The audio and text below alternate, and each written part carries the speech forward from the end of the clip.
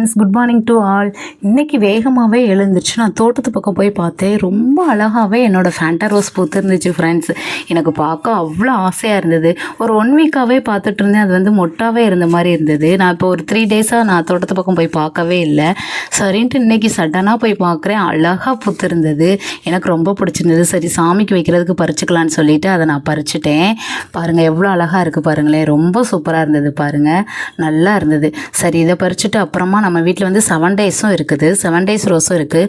அதில் போய் பார்த்தா அதுலேயுமே ஒரு 4 ரோஸ் அழகாக பூத்துருந்தது. மார்னிங் தண்ணி ஊற்றிட்டு அந்த செடியை பார்க்கும்போது அவ்வளோ அழகாக இருந்தது ஃப்ரெண்ட்ஸ். இந்த வெயில் காலத்துலேயும் எவ்வளோ அழகாக பூத்துருக்குன்னு பாருங்களேன். 2 ரோஸுமே நல்ல பெருசாக பூத்துருந்தது. ஒரு ரோஸ் கொஞ்சம் ட்ரையாக இருந்தது வேறு. நான் 3 டேஸாக அந்த பக்கமே வரல, அதனால கொஞ்சம் ட்ரையாக இருந்தது. சரி பரவாயில்லன்னு சொல்லிட்டு சாமிக்கு வைக்க யூஸ் பண்ணிக்கலான்னு சொல்லிட்டு அந்த 4 ரோஸுமே ஹார்வெஸ்டிங் பண்ணிக்கிட்டேன். அப்படியே செம்பருத்தி செடி பக்கம் போனால் அங்கே ஒரு 3 பூ பூத்துருந்தது.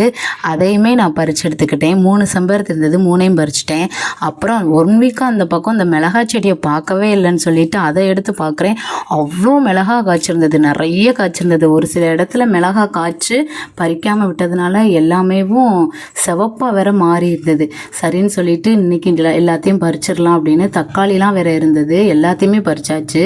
பாருங்கள் எவ்வளோ மிளகாய் இருக்குன்னு பாருங்களேன். பறிக்க எனக்கு டைம் பத்தலை, கை பத்தலை. ஒரு கையில் மொபைலை பிடிச்சிட்டு ஒரு கையில் பறித்ததுனால கொஞ்சம் டிஃபிகல்ட்டாக இருந்துச்சு. நிறைய மிளகா இருந்தது. 1 வீக்காக ஏன்டா வராமல் விட்டோன்னு ரொம்ப ஃபீல் ஆயிடுச்சு.